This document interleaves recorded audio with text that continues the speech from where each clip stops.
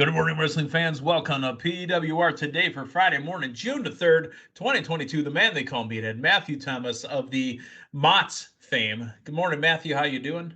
This is Matthew on the street, not of the. I have no connection to No affiliation to applesauce. The applesauce empire, because there's probably that sole heir of the M.O.T.S fortune that's just going around and just doing a bunch of cocaine on yachts and stuff and talking about. I have no connection to him, and I don't even know if that's.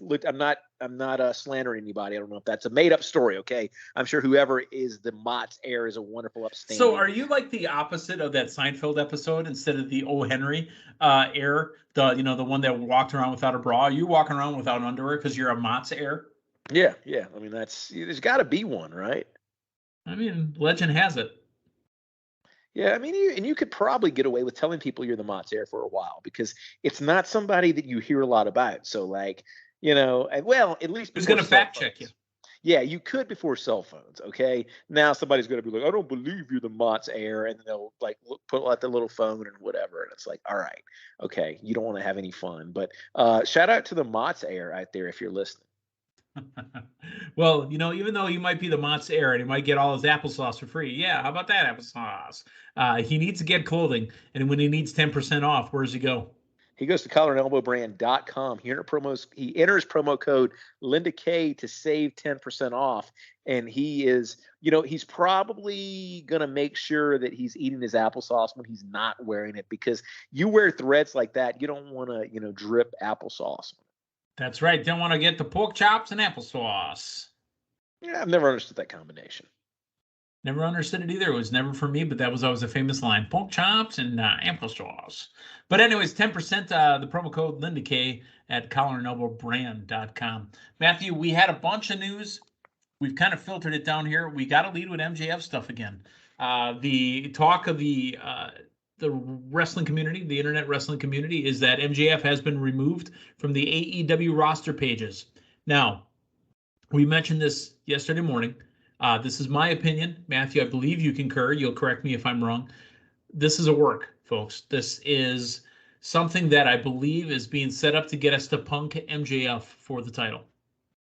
Yeah, absolutely. And it's to turn MJF in not turning face per se, but it is to make him the biggest star in professional wrestling. And I'll tell you, I don't think he's too far away from that right now. At least to this day, June the 3rd, he is the most talked about person in professional wrestling. And you got to be doing something right if that's the case. And to AEW's credit, I think they are trying to figure out how you can constructively run a work shoot in 2022. And it's nothing WWE's really wanted to touch for a long time. You had it a little bit with Punk back in 2011.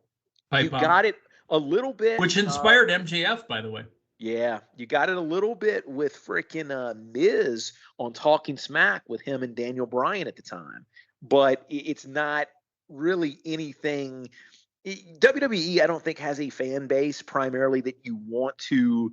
It's just not a game they want to play. To let's confuse the fan base and let's blend this into making people wonder if this is legit or not. AEW, I think they're willing to roll those dice, and I think if done correctly, it's gonna make them a lot of money. And unless they mess it up royally, and with AEW's track record, I don't think that is very likely. I think you've got a lot of smart minds and a lot of people that have familiarity with the business at play here, and I think we're in for an exciting ride.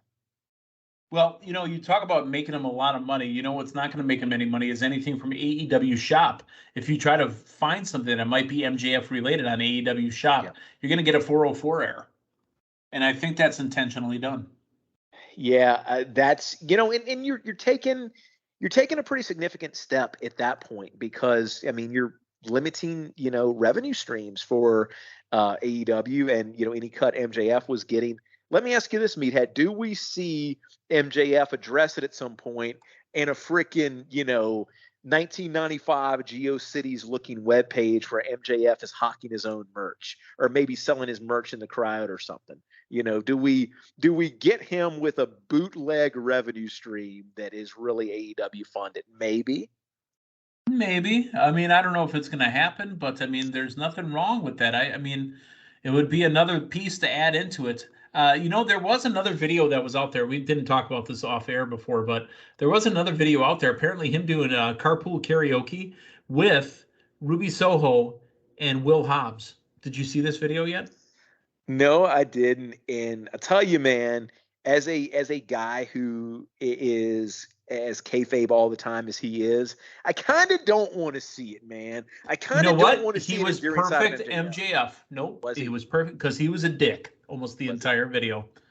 And the only song that he sings along to is "Stop, Drop, Shut 'em down, Open up shop."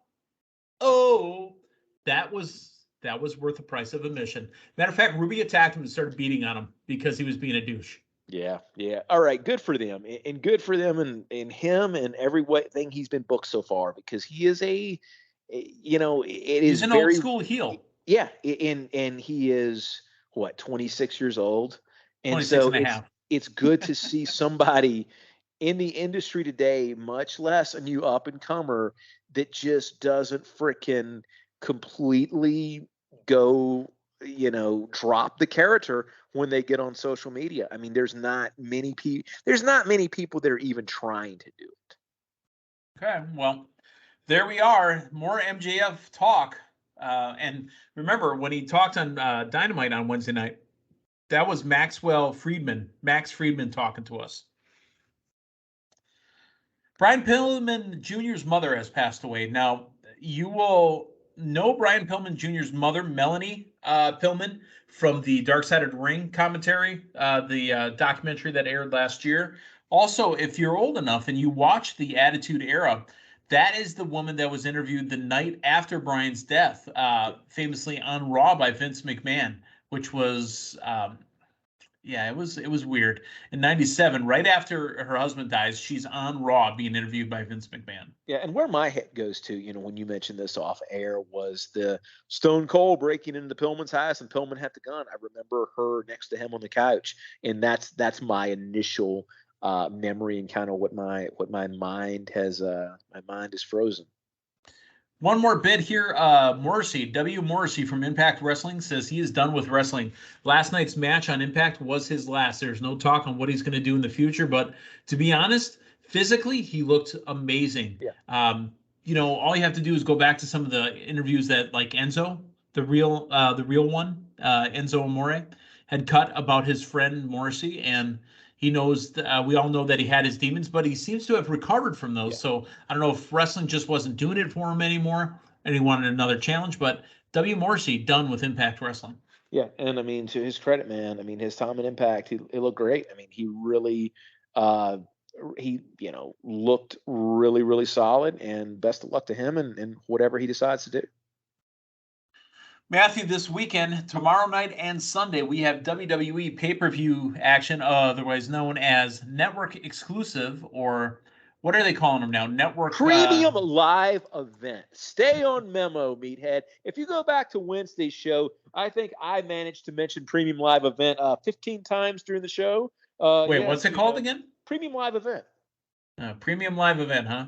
So we're supposed to call it premium live event? Yeah, you're supposed to talk about a premium live event. Pay-per-views or so. That's the old thing you did in the Blast Zone, or the thing. You can still order pay-per-view through your cable provider. Matter of fact, that's how the man they call Meathead got his AEW Double or Nothing. And it's how I ended up getting my AEW AEW All or Nothing, right? Exactly. Whatever the name of the show was. The second time I bought it on Sunday.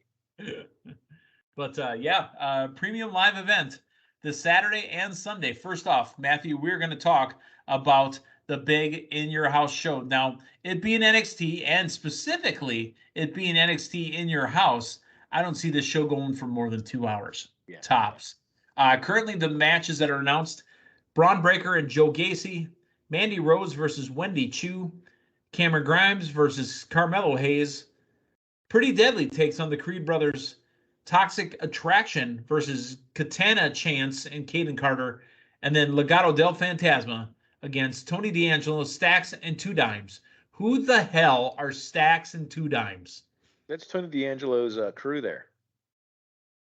Am I supposed to know who they are? If you missed NXT for a week or two, you may have missed out on who they are.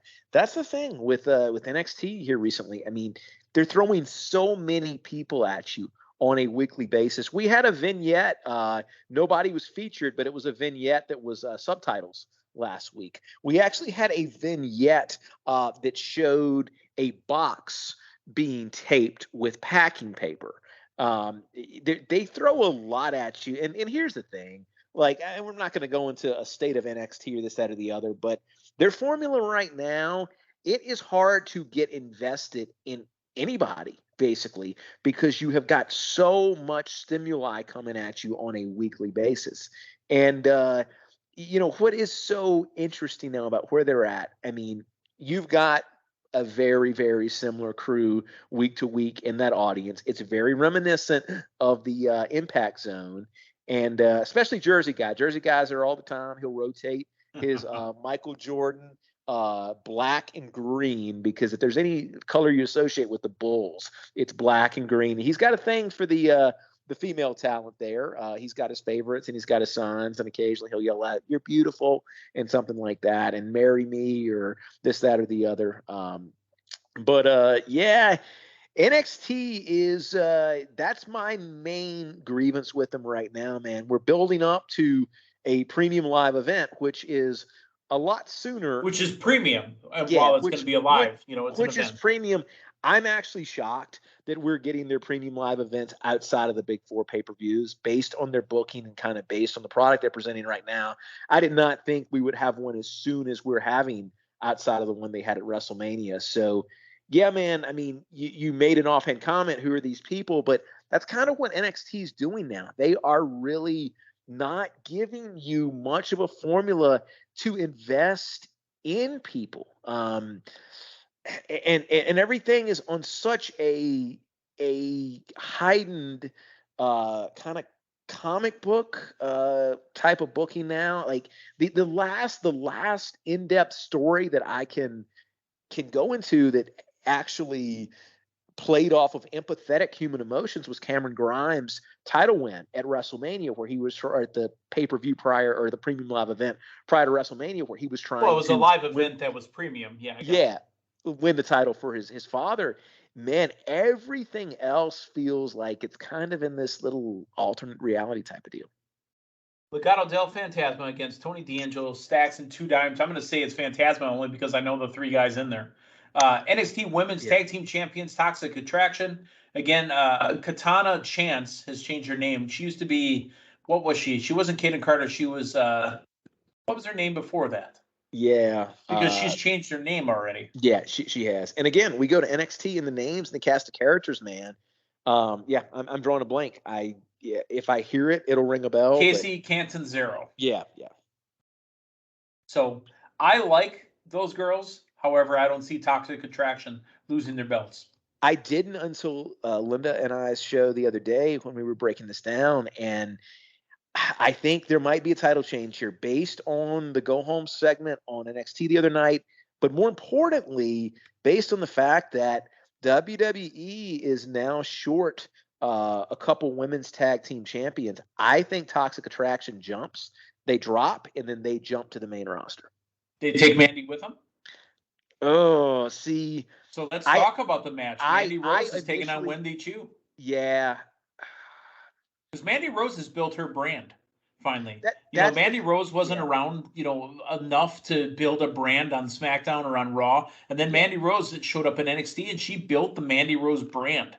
And she is now a credible talent. That's the thing. I don't think Mandy drops on Saturday, but I don't think she's long for NXT. So watch her retain, but don't expect her to retain too much longer. I think it's coming off of her soon. I just don't think Wendy Chu's the person. Dropping it and taking it off and coming off of her soon. I mean, you're talking about my fantasy with Mandy Rose. Let's move on to NXT Tag Team Champions, the Pretty Deadly. Instead of the Pretty Reckless, it's Pretty Deadly versus the Creed Brothers. I would love to see the Creed Brothers hold the gold. I don't think it's happening. I think there's way too much dissension in Diamond Mine right now. And I think my fantasy, Pretty Deadly, retains. Oh, yeah. Yeah.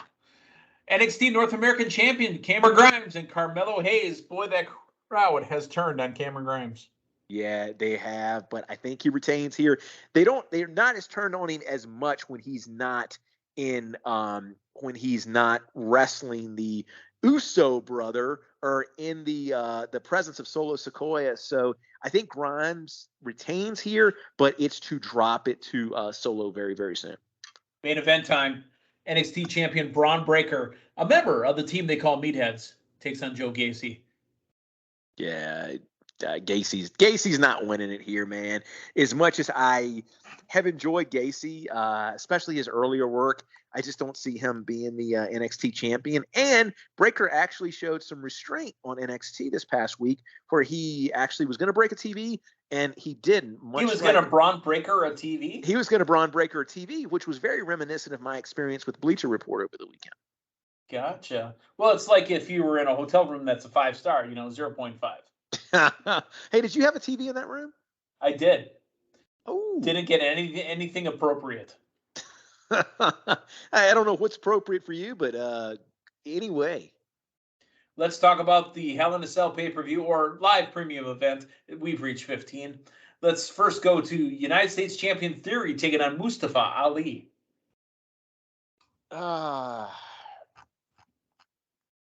I don't, you